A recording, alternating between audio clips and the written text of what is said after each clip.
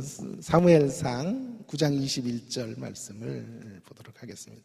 사무엘상 9장 21절입니다. 구약성경 420쪽이 되겠습니다. 한 구절이니까요. 함께 같이 읽도록 하겠습니다. 사무엘상 9장 21절. 사울이 대답하여 이르되 나는 이스라엘 지파의 가장 작은 지파 베냐민 사람이 아니니까 또 나의 가족은 베냐민 지파 모든 가족 중에 가장 미약하지 아니하나이까 당신이 어찌하여 내게 이같이 말씀하시나이까 하니. 이 본문을 제가 한번 다뤘던 기억이 있어요. 새로운 출발이라는 주제로 다루었었는데요. 그 내용에 조금 더 살을 붙여서 또 업그레이드된 버전을 여러분들과 함께 나누어 보겠습니다. 오래전에 상영되었던 영화 박하사탕이라는 그런 영화의 장면이 첫 장면이 평생 잊혀지지가 않습니다. 철로에서 자살을 선택한 주인공 설경구가 나 돌아갈래를 외치며 그렇게 서 있는 장면.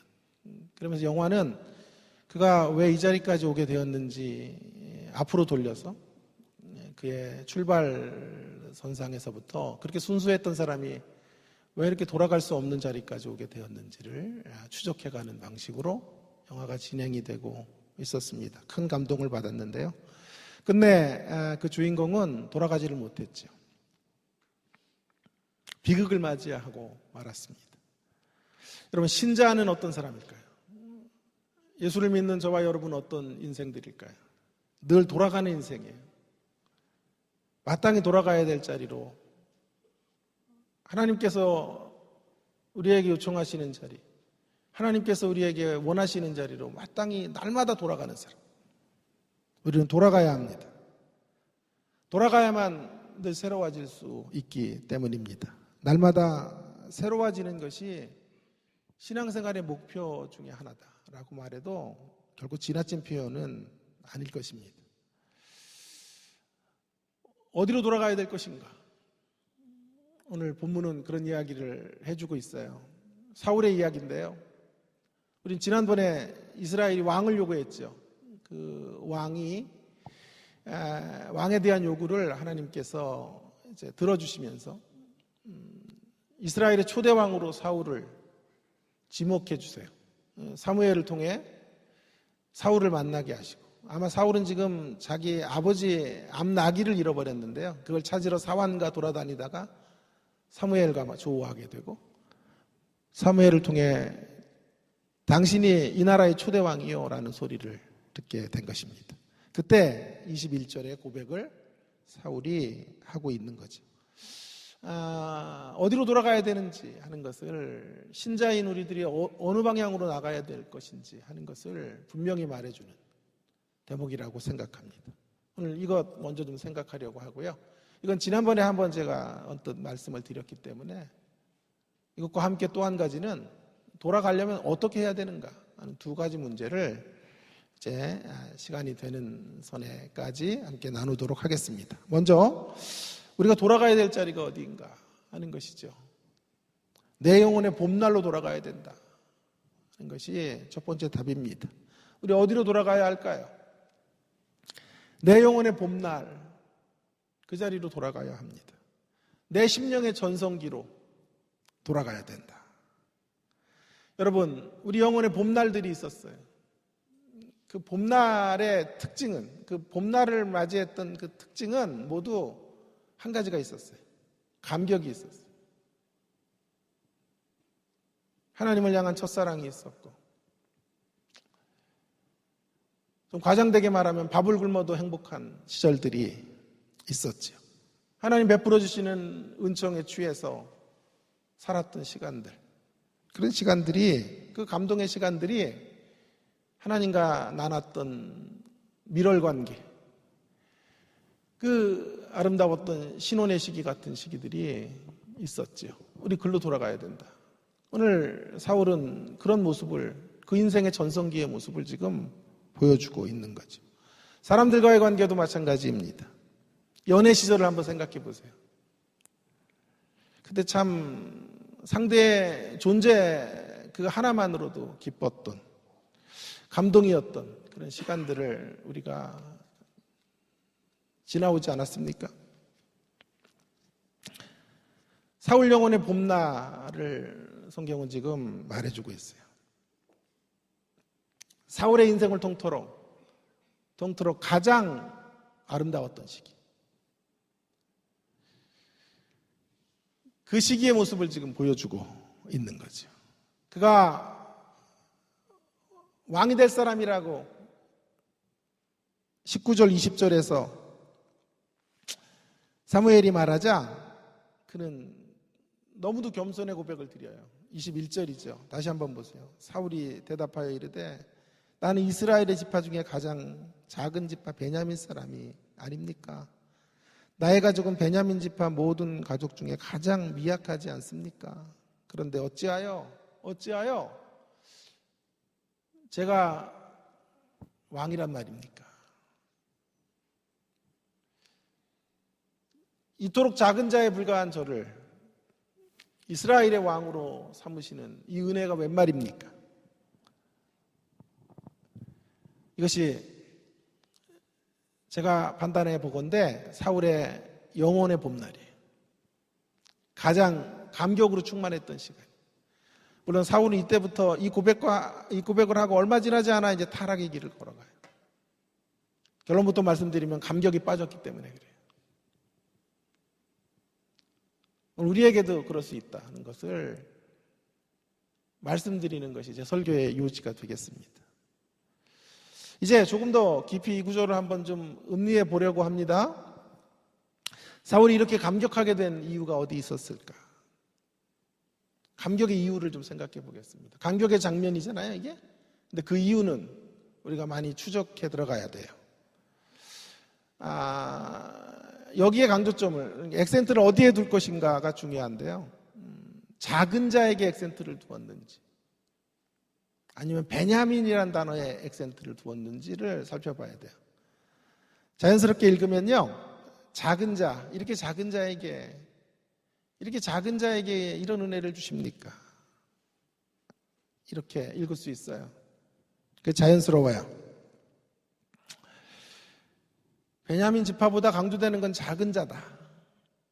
부족한 자에게, 허물이 많은 인생에게, 왕이 될 만한 자격이 없는 존재에게 이런 은혜를 주십니까? 이렇게 읽을 수 있겠어요. 그런데 그게 자연스러운 첫 번째 읽기인데요. 자꾸 질문이 생겨요. 근데 왜 하필이면 베냐민 지파라는 말을 두 번이나 썼을까? 이스라엘 지파 가운데 베냐민 지파 사람이 아닙니까? 베냐민 지파 모든 가족 중 가장 미약한 자가 아닙니까? 미약하다라는 게 강조점이에요. 이렇게 부족한 인생도 쓰일 수 있습니까? 그런 강조점이 1차적인 메시지이지만 우리가 풀어야 될 더 심층적인 메시지는 왜 베냐민을 거론하고 있는가 하는 거죠. 이렇게도 봐도 된다 이 말이에요. 베냐민 지파에서 왕이 나올 수 있나요? 베냐민 지파 중에 가장 작은 자에게도 왕의 이 특권이 주어질 수 있는 건가요? 이렇게 말하고 있는 거예요. 잘 따라오시는 거죠? 네. 설이라서 그러신 거죠? 네. 자, 작은 자에게 이런 은혜를 주십니까? 겸손의 고백도 됐지만요. 그 겸손에 달라붙은 단어가 베냐민 가운데도 이런 은총이 베냐민 지파에도 주어질 수 있느냐고 읽어도 무리수는 없을 것 같아요. 그러고 보니까요, 오늘 본문에 유독 베냐민이라는 단어가 계속 강조되고 있어요. 계속 강조되는 단어는 중심 주제예요. 그걸 놓치면 안 되겠어요. 오늘 4절에 보십시오. 4절에 보면 그가 에브라임 산지와 살릴라 땅으로 두루 다녀 보았으나 찾지 못하고 사알림 땅으로 두루 다녀 보았으나 그곳에서도 없었고 아버지 암나기를 찾으러 다니는데요. 베냐민 사람의 땅으로 두루 다녀 보았으나 찾지 못해요. 베냐민 사람. 좀 우리가 탐정가의 눈으로 본다면요, 범상치 않은 단어예요. 현미경 아니 이렇게 돋보기 같은 것으로 이 단어를 크게 만들어야 돼요. 베냐민 사람이라는 단어. 16절에도 보세요. 16절에도 한 번 더 보시면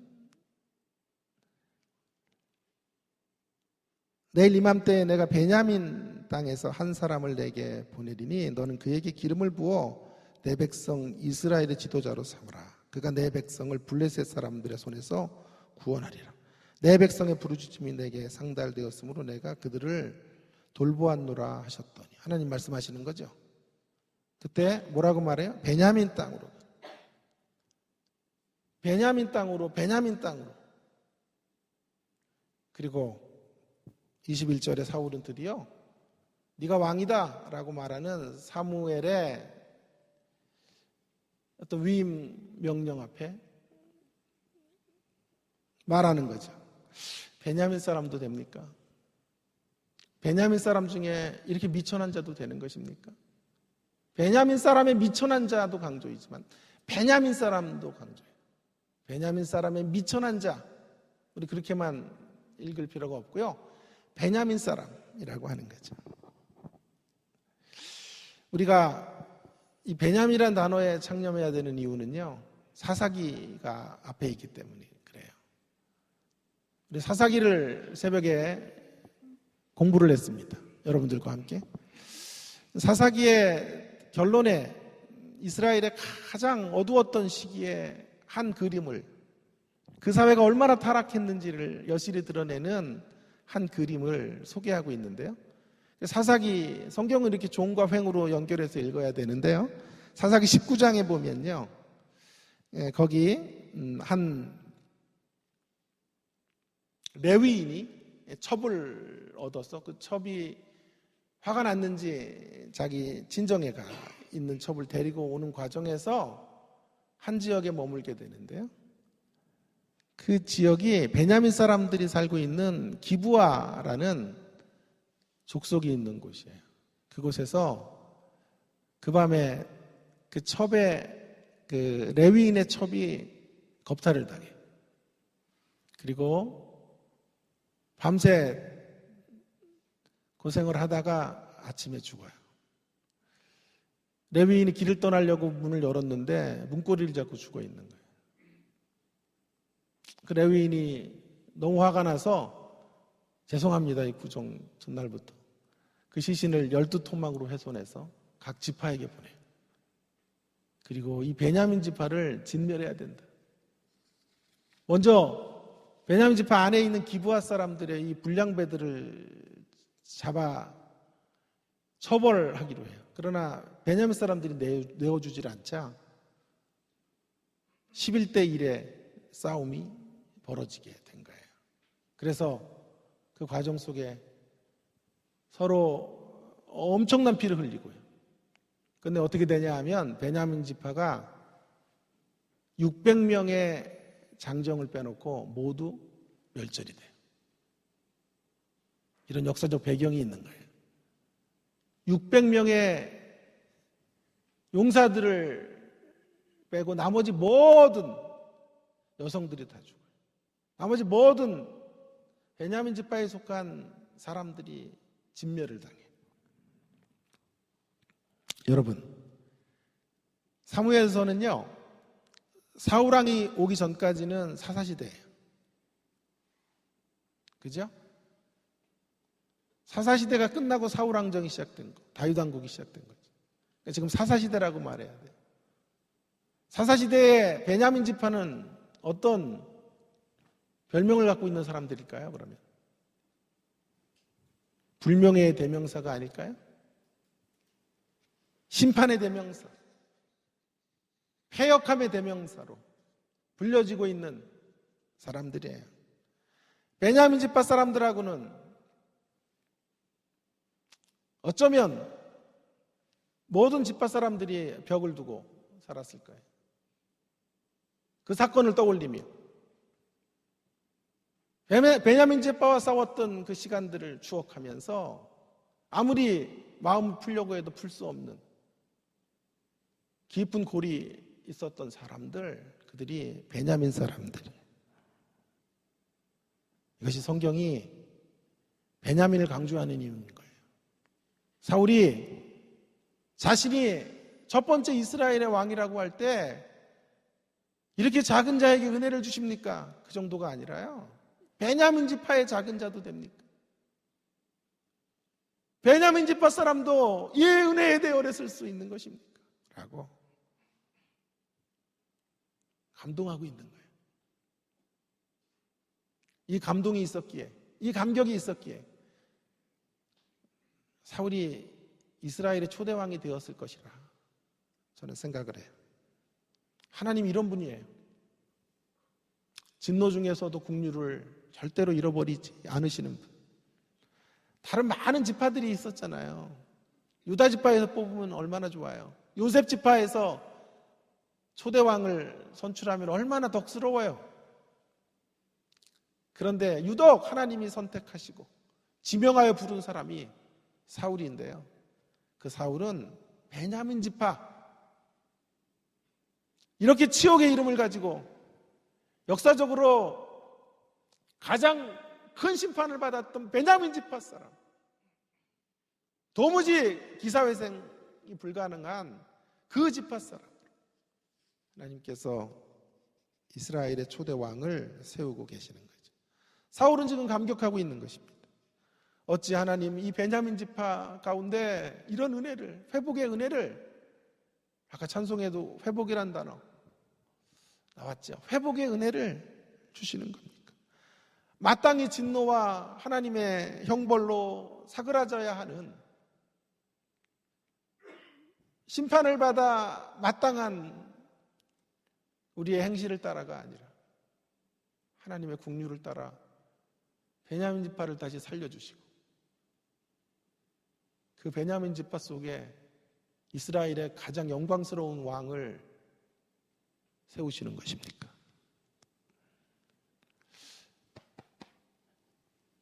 영혼의 봄날에 사울이 가졌던 마음이에요.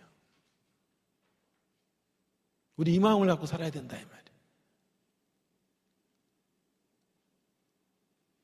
구정일에서 아멘 안 하시는 거죠? 다음 주에 한번 또 보십시다. 자, 이 감격, 사울이 평생 잊지 않고 살아야 될 그 영혼의 봄날의 심령 상태가 21절의 고백인 거예요. 우리에게도 동일해요. 우리가 돌아가야 될 자리, 베냐민 지파에게 어찌 이런 은혜를 베풀어 주십니까? 그 감격이 우리 가운데 차고 넘치는 자리예요. 영혼의 봄날을 구성하는 감격, 그 영혼의 봄날에 있었던 그 감격,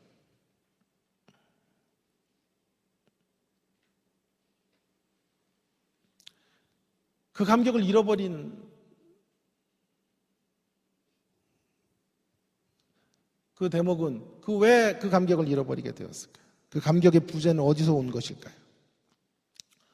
우리에게도 다 영혼의 봄날이 있었을 텐데 그 감격을 잃어버린 그 자리로 떨어진 이유는 무엇일까요? 우리가 베냐민 사람인 것을 잃었기 때문이에요. 우리에게 시간이 지나면서요, 우리가 누리고 있는 것, 우리가 가지고 있는 게 마땅하다고 생각하는 거예요. 내가 베냐민 지파 출신이라 영적으로 그렇게 그것을 인정하고 그 사실에 붙들려 살면 내가 가지고 있는 이 모든 오늘의 삶의 자리가 과분한 자리인데요, 이 감격이 식으면요, 내가 누리고 있는 모든 것들이 마땅한 것이 돼. 저는 여러분에게 묻습니다. 여러분이 가지고 있는 남다른 학벌, 여러분들이 가지고 있는 남다른 부호, 사회적인 지위, 평안하고 안정된 삶의 자리들이 마땅한 것입니까? 아니면 과분한 것입니까? 저는 오늘 이 시간 여러분에게 도전하고 싶어요. 이것은 결코 마땅한 것이 아니에요. 합당한 것도 아니에요. 베냐민 지파와 같은 우리에게 주신 과분한 은혜인 줄로 믿습니다. 어느 사람이 한 달에 월급이 500만 원이라고 칩시다. 그 사람이 감격할 수도 있고 감격하지 않을 수도 있어요. 그 갈림길은 월급에 달려있지 않은 거예요. 월급이 얼마인가? 그 월급이 500만 원인가 600만 원인가에 달려있는 게 아니에요. 그 사람이 베냐민 지파의 의식을 갖고 사느냐, 베냐민 지파의 의식을 갖지 않고 살아가느냐의 갈림길이 결정되는 거예요.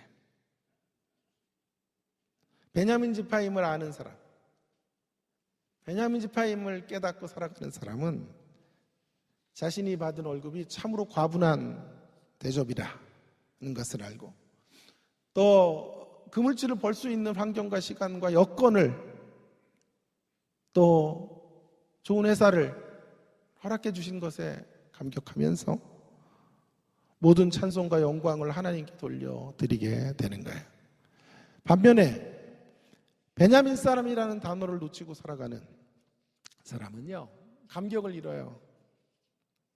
하나님의 은혜 안에서 자신이 베냐민 사람인 것을 깨닫지 못하면 500만 원을 받는 것도 한 달에 성이 차지 않아요. 마땅히 500만 원 이상은 받을 수 있다고 생각하는 거예요. 아니, 그 이상을 받아야 마땅하다라고 여기게 되는 거죠. 그래서 1000만 원이 주어지면 그런 감동할까요? 한 달에? 아니요. 베냐민 지파 의식을 갖고 있지 못하면, 베냐민 지파의 자의식으로 이 땅을 살아가지 못하는 한 1000만 원이 되어도 감격이 없어요. 그것도 역시 마땅하게 받아야 될 지점이고, 자기가 당연히 누려야 될 것들이라고 생각하는 거예요. 2000만 원이 주어지면 감격할까요? 아니요. 여전히 그 액수가 올라감에도 불구하고 심령의 베냐민 지파의 자의식을 갖고 있지 못하기 때문에 감격을 만들지 못하고 한 생에 살아가는 인생이 원망과 불평으로 가득 채워지는 날들이 되는 거예요. 그러니 영혼의 봄날로 돌아갈 때 베냐민 지파의 의식을 갖는 게 얼마나 중요한 것인지 하는 것들을 다시 깨닫게 되는 것이에요.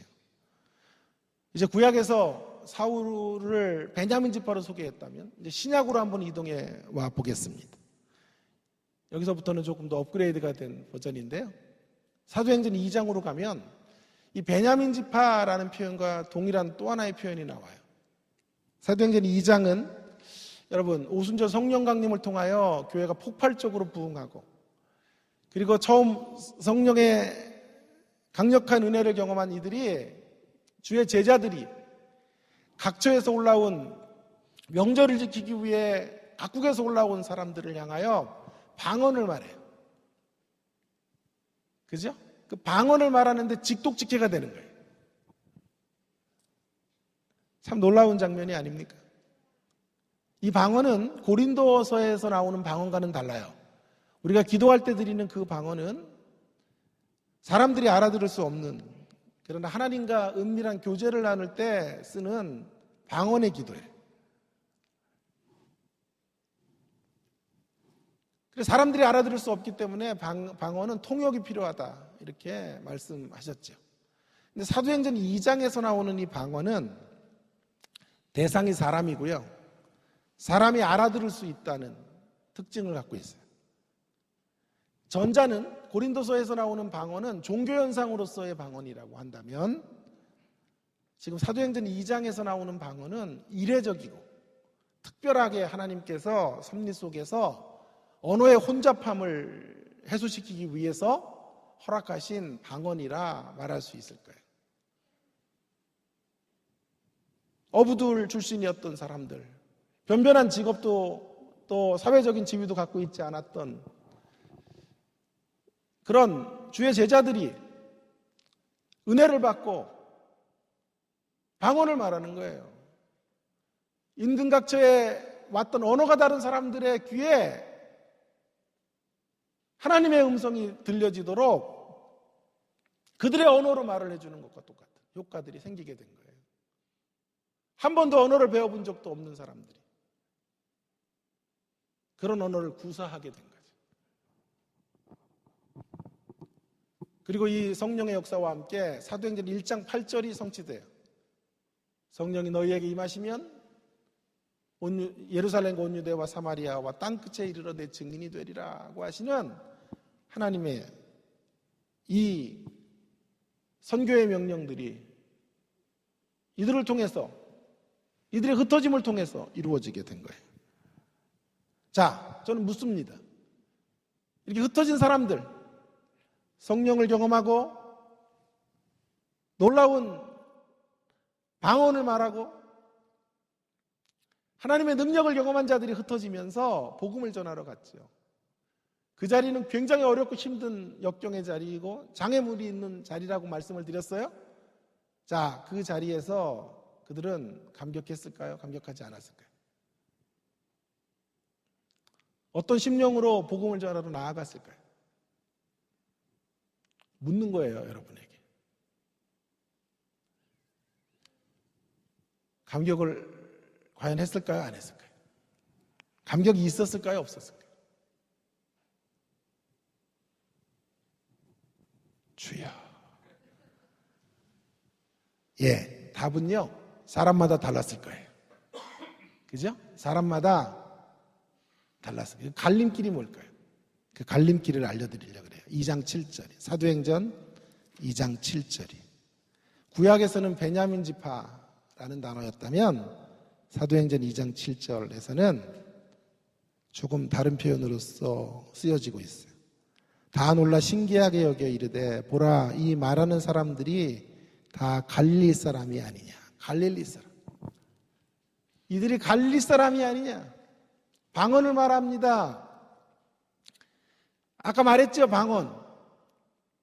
직독직계가 가능하도록 임금각처에서 모여든 세계의 모든 인종들이 다 들을 수 있는, 물론 그 당시에 이 세계가 이렇게 넓지가 않았고 우리가 말하는 이런 넓은 세계는 아니었겠지만 어쨌든 이 팔레스틴 지역을 주축으로 한 가장 가까운 지역에 있었던 사람들이 모여든 그 순례객들에게 그들의 언어들로 하나님의 말씀이 전달되어지게 했던 사람들. 자, 이 사람들을 보면서 세계 각국에서 온 구도자들이, 신앙인들이 뭐라고 외치냐면 이렇게 말하는 거예요. 갈릴리 사람들이 아닌가. 다 놀라 신기하게 여겨 이르되 보라 이 말하는 사람들이 다 갈릴리 사람들이 아니냐. 갈릴리, 베냐민이란 동의어예요. 동의어예요. 이 갈릴리라는 것은 무슨 뜻입니까? 유대인들의 정치 문화의 중심지는 예루살렘이에요. 예루살렘의 북쪽에 있는 지역적 경계로는 그래요. 그러나 여기서는 지금 지역적 경계를 말하는 것이 아니에요. 그 안에 내포된 뜻은 이것이죠. 예루살렘에 비해 촌뜨기들, 시골뜨기들란 뜻이에요. 얼간이들이라는 말이에요. 2장 13절에 보시면 사도행전 그런 조롱이 섞여 있다는 것을 분명히 성경은 암시해줘요. 또 어떤 이들은 조롱하여 이르되 그들이 새술에 취하였다 하더라. 조롱하며 말하는 거예요. 갈릴리 사람이 아니냐. 어떻게 갈릴리의 저 촌뜨기들이 저 시골에서 아무런 배움도 없고 학식도 없는 이들이 우리의 언어로 우리의 귀에 들리도록 말할 수 있는가? 이렇게 그들을 조롱하듯 말하고 있는 거예요. 시골 촌뜨기들에게 하나님의 큰 구원 역사의 도구가 되는 은총이 주어지게 되었다는 것을 간접적으로 알게 해주는 거예요. 그렇다고 한다면 구약의 베냐민 지파 가운데 작은 자가 이 은혜의 대열에 쓸 수 있습니까? 라는 것과 동일한 표현인 거죠. 갈릴리 사람. 자, 사도행전 1장 8절을 성취하기 위해 이렇게 성령을 경험한 자들이 흩어지기 시작하는데 그들은 감동했을까요? 감동하지 않고 나갔을까요? 그 갈림길은 여기에 있는 거예요. 그들의 심령이 영혼의 봄날을 맞아. 그들의 영혼이 내가 갈릴리 사람이라는 사실을 깨닫고 나아간 자들은 가는 곳곳마다 사역이 주는 어려움을 뛰어넘는 내적인 감동을 가지고 그 일들을 감당해냈을 거예요. 그러나 이 영혼의 봄날을 날마다 누리지 못하는 사람들은, 그 감격을 갖고 있지 못하면 하는 모든 사역들이 그들에게 짐이 되었을 것이고 힘겨운 선교의 현장이 될 수밖에 없었을 거예요. 사랑하는 여러분, 우리는 갈릴리 사람들인 거죠. 하나님의 부르심에 합당한 자들이 아니었던 사람들이죠. 죄와 허물로 가득했던 존재들이죠. 그런 이들에게 주님은 빚값으로 세우신 이 교회를 맡겨주신 거예요.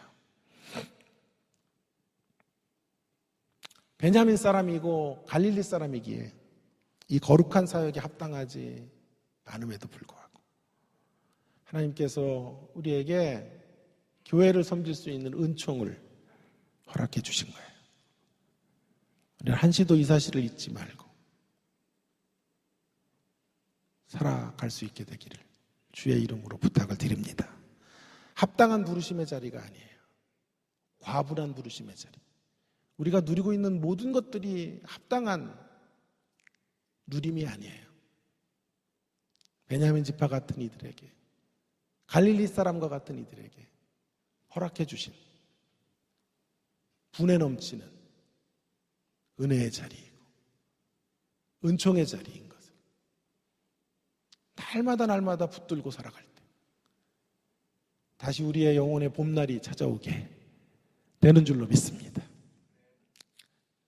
사울이 감격할 때, 이 영혼의 봄날로 돌아갔을 때 사울은 정말 아름다운 사람이에요.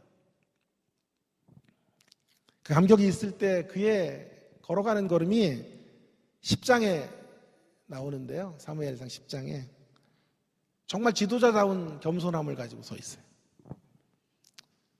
예언도 하고 하나님을 예배하고 싶은 갈망으로 나아가고 있는 산당으로 가는 사울의 모습을 봐요. 사무엘이 너 왕으로 기름 부음 받을 때까지는 누구에게도 발설하지 말라고 하니까 숙부가 계속 수상쩍게 무슨 일이 있었는지 물어보자 숙부에게까지 입을 함부로 발설하지 않고 자기가 알고 있는 비밀을 지켜가는 입이 무거운 사람.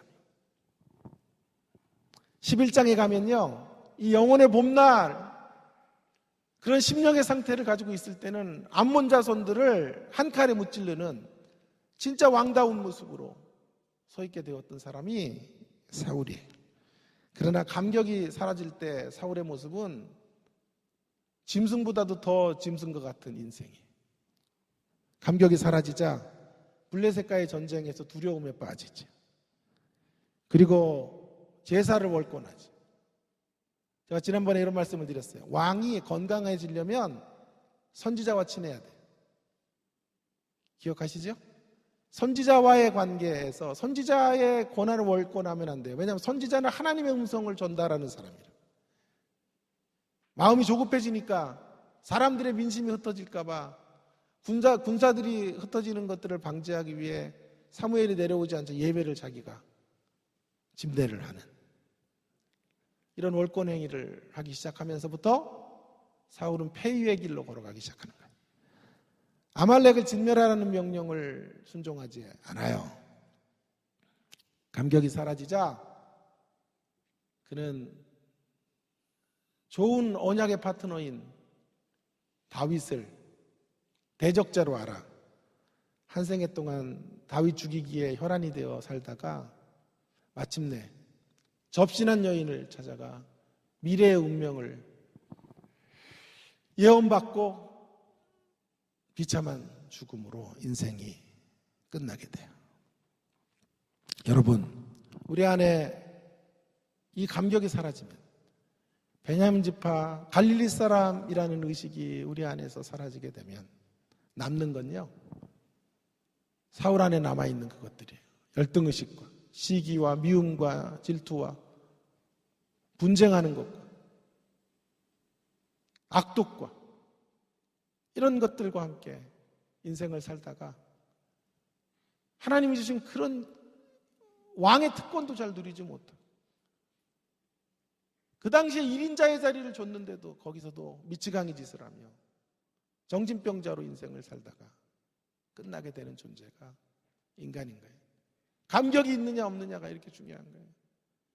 내가 베냐민 지파 가운데 가장 작은 자라는 의식을 갖고 살아가는지, 갈릴리 사람인 것을 인식하며 하나님 오늘 나에게 주신 이 모든 삶의 환경들이 너무도 가분한 것임을 알아 온전한 찬송과 감사로 그분 앞에 서는 인생인지 그렇지 않은 인생인지 하는 게 이렇게 중요한 갈림길이 되는 거예요. 그렇다면 신자가 사는 법, 답이 나왔죠? 신자가 사는 법은 감격으로 사는 거예요.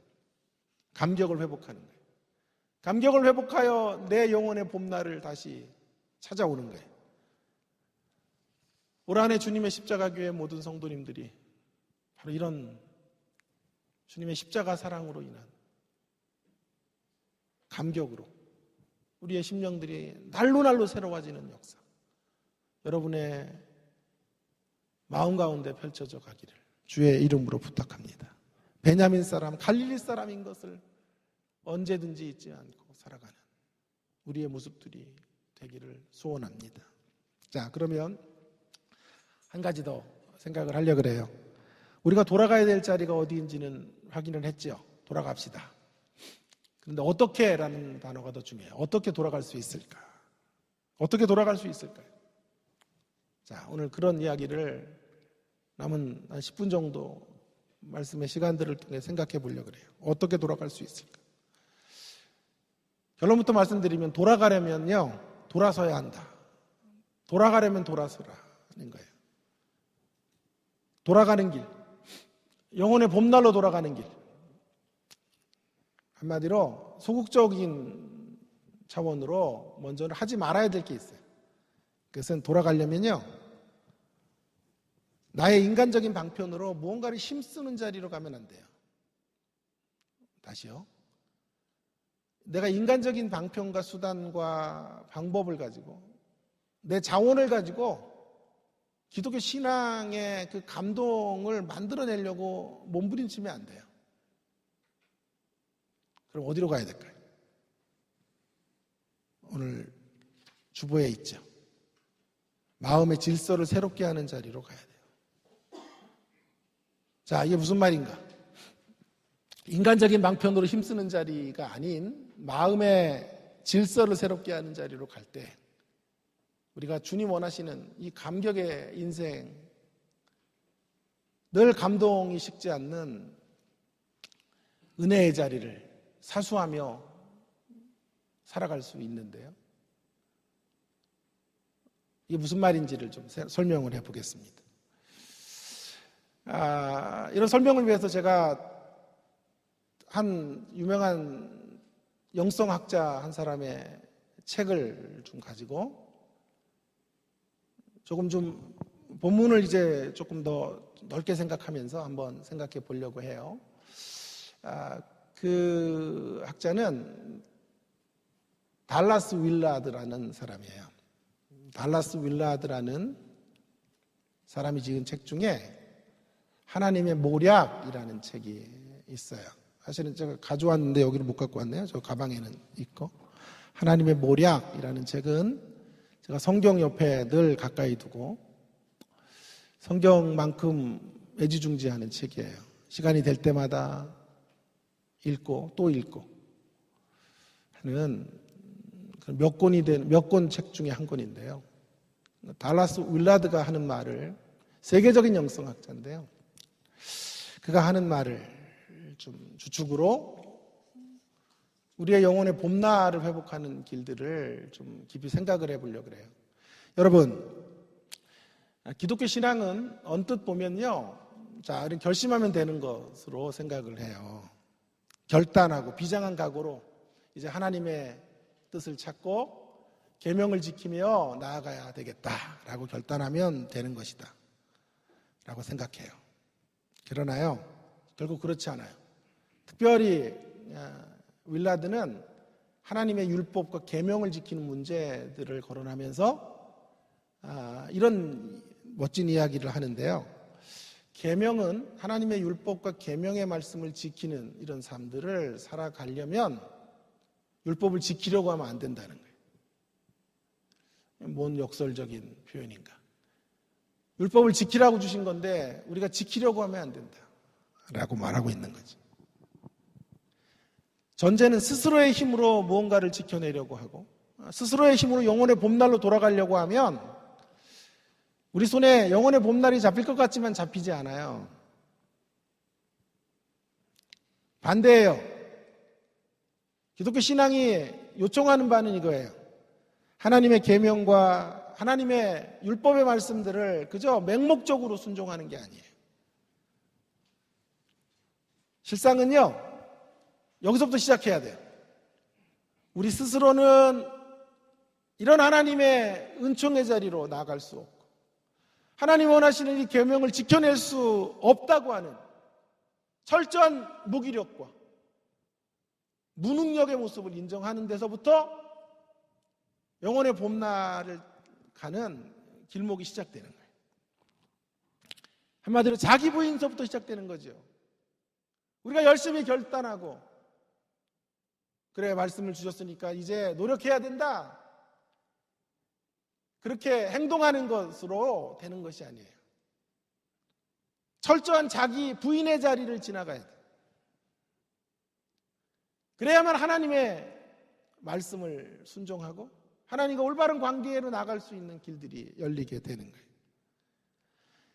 자기 부인을 지나가지 않는 자기 노력은요, 자기의가 돼요. 자신의 자원을 가지고 기독교 신앙을 이루어낼 수 있다는 교만한 태도가 되는 거예요. 아니요, 그래가지고는 결코 하나님의 명령을 이루어내지도 영혼의 봄날에 누렸던 그 멋진 삶들을 살아낼 수가 없어요. 치열하게 살려면요, 하나님을 향해 치열하게 사는 길은 치열하게 살려고 하지 않아야 돼요. 다시요, 하나님을 위해서 치열하게 사는 길은 하나님을 위해서 치열하게 살려고 해서는 안 되는 자리서부터 확보해야 돼요. 무슨 말이죠? 나의 결심으로 치열하면 안 된다 이 말이에요. 나의 결단으로 치열하면 안 된다 이 말이에요. 오히려 그런 자리는요, 하나님의 명령을 지키려고 달려들면서 깨트리는 일을 범하게 돼요. 그래서 보세요. 결심을 굳게 할수록요, 맷집만 늘지 삶으로 그것들이 실천되지를 않아요.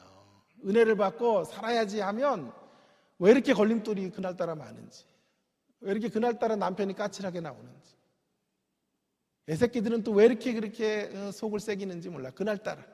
그래서 내 결심한 것들이 산산조각 나는 경험들을 수없이 하죠. 그래서 제가 우스갯소리로 말하잖아요. 그래서 하도 그렇게 실패하면 결심하지 않고 살기를 결심한다니까. 에이, 차라리 결심 없이 살자. 이렇게 가는 거죠. 이스라엘 백성들의 실패는 바로 여기 있어요.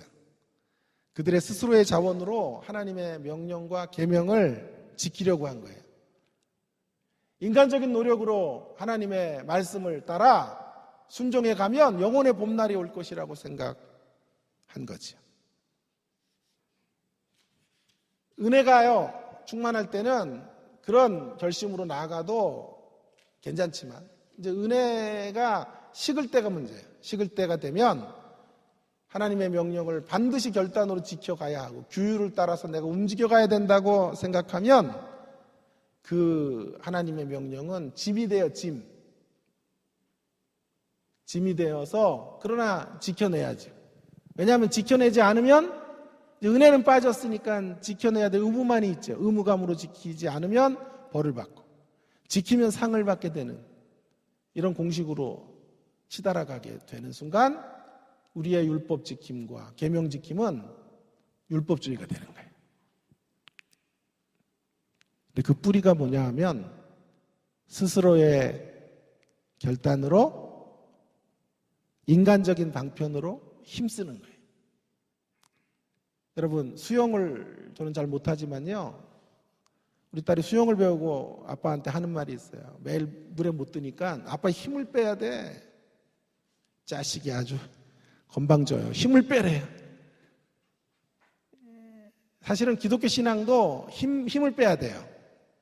내가 잔뜩 힘을 줘서 이것을 결단하고 내 자원을 끌어다가 내가 결심한 그 결심의 순수성을 붙잡고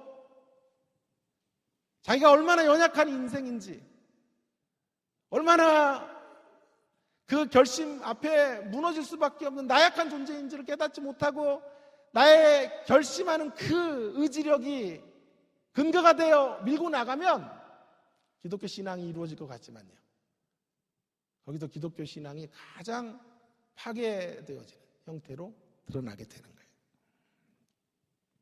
그래서 달라스 윌라드는요, 이런 말을 해요. 들어보세요 한번. 율법과 관련해서 율법을 제대로 지키려면 목표를 율법이 아닌 다른 것, 그 이상의 것에 두어야 한다. 율법을 제대로 지키려면요, 율법을 지키려고 하면 안 되고요, 율법이 아닌 다른 것, 그 이상, 율법을 지키는 것 그 이상에 두어야 된다라는 거예요. 조금 더 들어보세요. 율법의 행위가 자연스럽게 흘러나올 수밖에 없는 사람, 그런 존재가 되는 것이 목표여야 한다. 여러분 보세요. 율법을, 하나님의 계명을 지키는 게 목표가 되면은 율법주의로 떨어져요. 그게 목표가 아니고요, 율법을 지켜내고 영혼의 봄날처럼 하나님 앞에 그렇게 살아가는 인생이 되려면 율법을 지키는 걸 목표에 두면 안 돼요. 하나님의 계명을 지키는 것을 목표점에 두면 안 되고 그 이상에 두어요. 그 이상의 것, 율법을 지키는 것 그 너머의 것을 생각하고 염두에 둬야 돼요. 그게 뭘까요? 율법의 행위가, 우리가 율법을 지켜내는 그 행위가 자연스럽게 흘러나올 수밖에 없는 사람이 되는 것, 그런 존재가 되는 게 목표예요. 그런 존재가 되는 게 목표예요. 율법 준수를 철저하게 하려고 하다가 율법주의로 떨어졌던 사람이 바리새인들이에요. 조항들을 세분하게 만들어서 그것들로 사람들 앞에 뽐내며 그것들로 하나님 앞에서 의로운 자로 나아가려고 하다가 하나님에게 가장 크게 책망을 들었던, 예수님과 가장 큰 갈등을 일으켰던 사람들이 바리새인들이에요. 율법 준수가 목표였기 때문이에요. 우리는 율법 준수가 목표가 아니에요. 윌라드가 말하는 목표는 뭐죠? 율법이 자연스럽게 지켜질 수 있도록, 율법이 우리 안에 흘러 넘치는 형태로 율법 준수가 나올 수 있도록 존재가 새로워지는 거예요. 존재가 바뀌는 거예요. 율법이 흘러나올 수밖에 없는 존재, 율법의 행위가 자연스럽게 우리의 삶 속에서 결과물로 드러나올 수밖에 없는, 외적인 형태로 나타날 수밖에 없는 존재가 되는 거예요. 사과나무의 비유를 윌라드는 들어요. 사과나무는 내면의 본질 때문에 자연스럽게 그리고 쉽게 사과나무를 맺어요. 사과를 맺어요. 그죠? 사과나무는 내면의 본질이 사과를 만들 수 있는 본질이기 때문에, 그래서 사과나무예요. 심오하죠? 그래서 사과가 만들어지게 되는 거죠. 그래서 이야기는 어디로 가야 되냐 하면 내면의 이야기로 가는 거예요. 기독교는 그래서 행실 이전에 언제나 내면의 이야기, 내면의 본질로 인해 열매를 맺어야 돼요. 내면의 본질 살찌우기. 우리는 자아를 자꾸 살찌우려고 하는데 아니에요. 내면을 살찌우는. 내면을 살찌우지 않고 행동하는 건 행동주의예요. 그런 행동으로는 기독교의 적이 돼요. 그런 행동은 율법주의가 돼요. 그런 행동은 바리새인의 길을 가요. 그래서 언제나 하나님이 강조하는 첫 번째 자리는 우리 속이에요. 속사람이에요.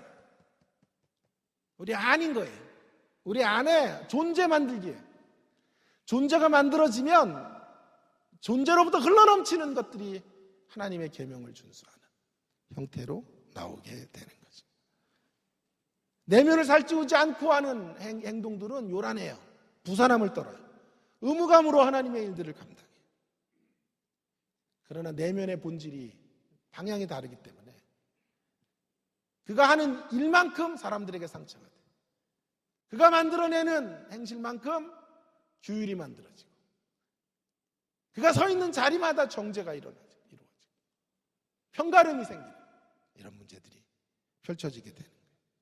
그래서 아이러니하게도 율법을 지키려고 하나님의 명령을 지키려고 몸부림치면 칠수록 하나님의 명령으로부터 멀어져요. 이런 말이 있죠. 죄를 지어서 죄인이 아니라 죄인이기 때문에 죄를 짓는 거예요. 죄를 지어서 죄인이 아니에요. 죄를 지어서 죄인이 되는 것보다 더 신경 써야 될 것은 죄인이기 때문에 죄를 짓는 문제를 신경 써야 돼요. 죄인이기 때문에 죄를 져요. 어쩔 수 없어요. 우리도 어쩔 수 없는 죄의 본성을 갖고 있다고. 그 죄의 본성이 우리의 마음 안에 깊이 들어와 있어요. 이렇게 동료들하고 얘기를 나눌 때 내가 결심을 해요. 누구 욕을 꼭 안 해리라. 어느 A 교수 욕을 꼭 안 하겠다고 결심하면 할수록 한참 대화를 하다 보면 내 안에 막 갈등이 생겨요. 안 하기로 결심했으니까 하지 말아야 되는데 마침내 그 결단을 이루지 못하고 나부터 미끼를 던지는, 노골적으로는 전 욕을 안 해요. 미끼를 던져놔요. 그 A 교수 그 인간이야 이렇게 미끼 정 던지면 그들이 입질을 해서 무성한 열매들을 거두도록 만들어 놓는, 죄를 지어서 죄인이 아닌 거예요. 내 안에 내적인 본성 자체가 죄인인 거예요. 그래서 어쩔 수 없이 죄가 흘러나오는 거예요. 윌라드는 진짜 대단한 사람인 거죠. 세계적인 신학자인데요, 머리로 떠드는 신학자가 아닌 거예요. 신앙의 삶으로 떠드는 사람이에요. 삶이 있었기 때문에 이런 얘기를 할 수 있어요. 율법의 목표는 율법을 지키는 게 아니라니까. 그건 이상이에요. 우리의 존재로부터 말씀을 지켜내는 게 흘러나와야 돼. 우리의 본질이 바뀌는 것, 거기에 치중하는 기독교. 그런 기독교를 말할 수 있는 사람, 그런 학자가 없어요. 제가 만난 학자 두 사람 있어요. 달라스 윌라드, 이우제, 이렇게 둘이에요. 근데 윌라드는 몇 년 전에 죽었으니까 이제 생존자는 저밖에 없어요. 그런 사람을 여러분이 지금 불러다가 설교를 하는데 이렇게 20명도 안 모이고 이러는 거예요. 엄청난 대접을 저한테 하고 있는 거죠. 이렇게 달라스 윌라드 같은, 그만합시다. 그래서 오늘 아까 제가 묵도할 때 읽었던 말씀, 하나님의 말씀은 교훈과 책망과 바른 의로 교육하기에 유익하고, 그 하나님의 말씀으로 인하여 우리가 어떻게 돼요? 하나님의 말씀 16절을 하는 17절을 하는 분들이 많이 없어요. 이렇게 하나님의 말씀이 우리로 온전하게 하며 하나님의 사람으로 온전하게 하며 선한 일을 행할 능력을 갖추게 해요. 하나님의 사람으로 온전하게 하는 게 being이에요. being. 먼저 하나님의 말씀은 우리의 being, 우리의 됨, 우리의 존재 자체를 변화시키는 거예요. 그게 1순위예요. 그리고 우리의 행실로 가는 거예요. 근데 being이 없이 doing으로 가는 기독교, being을 스킵하고 doing으로 포장하는 기독교는 바리새적 기독교예요. 그래서 오늘 제가 우리의 인간적인 방편으로 힘쓰는 자리는 안 돼요. 그래가지고 영혼의 봄날을 맞이할 수도 없고 주님 기뻐하시는 삶의 모습으로 절대로 갈 수 없어요. 율법주의로 가득 찬 사람, 규율로 가득 찬 인생이 될 뿐, 그리고 그의 옆에 있는 분들은 엄청난 상처를 받게 되는 거예요. 그래서는 안 돼요. 우리의 마음의 질서를 그래서 새롭게 해야 돼요. 마음의 질서를 다시 정돈해야 돼요. doing에 앞서서 being의 문제를 언제나 고민하고 걸어가야 돼요. 내면의 변화 없는 외적인 율법 준수의 노력은 헛된 것을 아셔야 되고, 그것이 거짓되다는 것들을 인식해야 되고, 그것이 얼마나 큰 위선이고 왜곡인지를 점검하실 수 있어야 돼요. 참된 신앙은 내면에서 외부로 흘러넘치는 거예요. 내면에서 막 차고 넘치니까 외적으로 흘러넘치는 게 율법을 지키고 하나님의 일을 하고 도잉을 하는 거예요. 종교는요, 외부에서 내면을 강요하는 거예요. 참된 신앙은 내부에서 외부로 흘러넘치고, 종교는 반대예요. 외부에서 내부를 강요해요. 그래서 외적인 것들, 야 그렇게 살아, 그런 모습으로 쓰면 돼, 그런 바지 입고 예배 오면 돼, 그런 머리 가지고 하나님 섬기면 돼, 그런 자세로 교회 오면 돼. 다 외부. 종교의 특징은 외부를 가지고 외부가 내면을 강요하게 되는 거예요. 자, 그러면 결국 우리의 답은 영혼의 봄날로 가려면 마음의 질서를 새롭게 하고 심령을 다시 갈아엎는 건데요. 그럼 어떻게 심령은 갈아엎어질 수 있을까요? 우리의 내면 생활을 이제 신경을 써야 되는데요. 어떻게 가능할까요? 내면 세계를 신경 쓸 때 가장 중요한 건 사랑이에요. 하나님의 사랑에 붙들리는 거예요. 하나님의 사랑에 붙잡혀야지. 우리의 영혼이, 우리의 심령이 하나님의 사랑에 붙들리면 자연스럽게 그의 사랑 안에 거하게 돼요. 그의 사랑 안에서 우리의 내면이 풍요로워져요. 그분의 은혜 베풀어 주시는 그 측량할 수 없는 사랑이 우리를 사로잡으면 그 안에서 행동이 흘러넘쳐요. 그의 사랑이 우리를 사로잡기 때문에 그 사랑이 강력한 힘으로 우리 밖으로 넘쳐나게 돼요. 거기에 기독교 신앙의 비밀이 있고 우리가 영혼의 봄날을 맞이하는 중요한 길이 열리게 되는 거예요. 하나님의 사랑에 붙들리면요, 어떻게 되는가? 하나님의 사랑에 붙들리면 사랑을 실천하게 돼요. 사랑의 실천은 쉬운가요? 어려운가요? 일반적으로? 어렵죠. 어렵죠. 그런데요, 하나님의 사랑으로 내면의 존재가 갈아엎어지고 내면의 질서가 새로워지고 하나님의 사랑에 강하게 붙들리면요, 이 사랑하는 게 어려운 과업이 되지 않아요. 윌라드는 전곡을 찌르며 이렇게 말해요. 오히려 하나님의 사랑에 붙들리면 이전처럼 행동하는 게 어렵다. 하나님의 사랑에 붙들리면, 그래서 우리의 마음의 질서가 새로워지고 우리의 심령에 새로운 것들이, 하나님의 사랑 안에서 새로운 씨앗들이 심겨지고 열매들이 우리 안에 무성해지면요, 그런 사랑을 실천하는 게 어려운 게 아니고요, 하나님의 계명대로 살아가는 게 어려운 게 아니고 이전처럼 사는 게 어려워져요. 이전처럼 행동하는 게 어려워지는 자리로 가게 되는 거예요. 그러면서 이런 얘기를 해요. 예수님은 마지막 십자가에서 남을 용서하기가 쉬웠을까요? 어려웠을까요?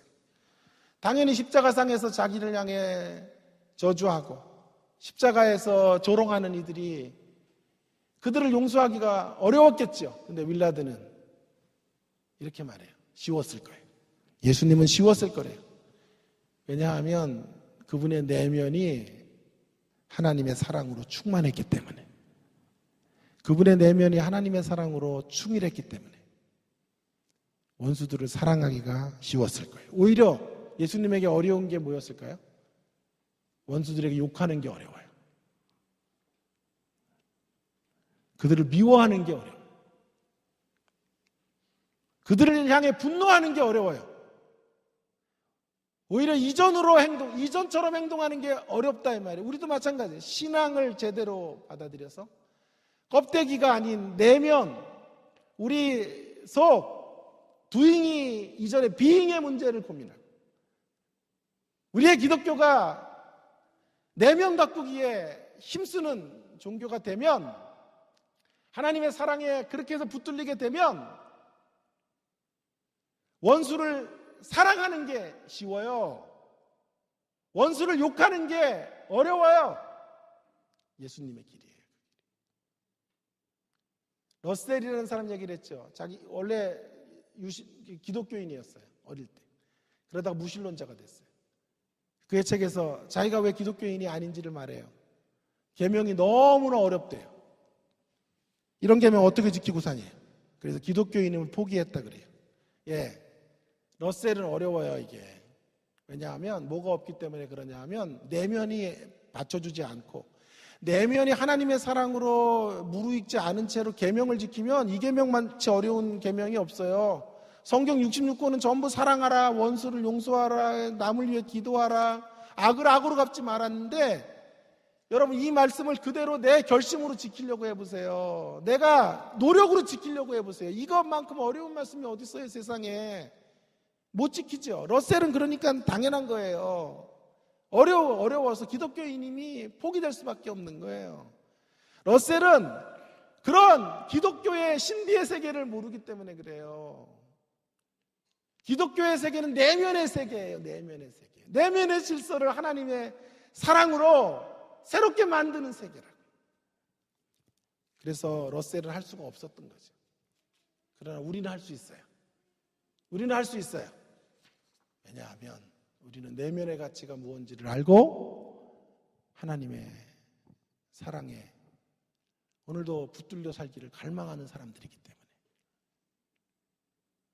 우리에게는 율법 준수가 쉬워요. 하나님의 계명을 따라 살아가는 게 쉬워요. 무엇보다요? 율법을 파괴하며 사는 것보다 율법을 지켜 사는 게 쉽다고. 교회를 위해 헌신하는 것이 쉽지 교회에 헌신하지 않고 등산가 있는 게 더 힘들어요. 오늘 여기 오는 게 쉬운 거예요. 우리는 하하이 참 끝내야 되잖아요. 여기 오는 게 쉽다고요. 주님의 사랑으로 이끌림 받으니까 여기 오는 게 쉬운 거지. 저기 친구들 만나서 술집에 가 있는 것보다 여기 오는 게 쉽다니까요. 이전 행실로 돌아가는 게 더 어려워요. 주님이 요청하시는 것을 살아가는 게 훨씬 더 쉬워요. 열심히 노력하지 마세요. 열심히 분투하지 마세요. 인간적인 노력으로 결심하지 마세요. 하나님의 사랑에 여러분을 맡기시고 하나님의 사랑에 붙들리세요. 그래서 여러분의 존재를 늘 갈아엎으시고 새롭게 하시면 그 안에서 아름다운 것들이 흘러나오게 될 거예요. 여러분, 우리 명절을 이제 맞이하는데요. 명절은요, 어떻게 지내야 될까요? 이전처럼 행동하는 게 어렵게 지내시면 돼요. 할렐루야. 이전처럼 행동하는 게 어려운 명절. 이게 무슨 뜻일까요? 명절날 온갖 진상들을 만나, 우리가. 그죠? 왜 시집 안 가냐 그러고, 왜 애 안 낳냐 그러고. 저도 애가 십몇 년 동안 없었으니까요. 명절이 제일 힘들어요. 애 언제 가질 거냐 그러고. 시험관을 하고 있냐 그러고. 지들이 그런 거 왜 물어? 주둥이를 꼬매든지. 그래서 명절날 돌아올 때면 늘 마음에 부담과 상처를 갖고 와이프는 눈물을 흘린 적도 한두 번이 아니었어요. 온갖 진상들, 또 가족사에 있는 아픈 이야기들을 안고 식구들이 모이기 때문에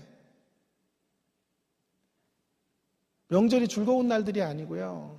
긴장해야 되고 우리의 에너지를 빼앗아가는 날들이 될 수도 있어요. 어떻게 이 명절을 우리가 보내야 될까요?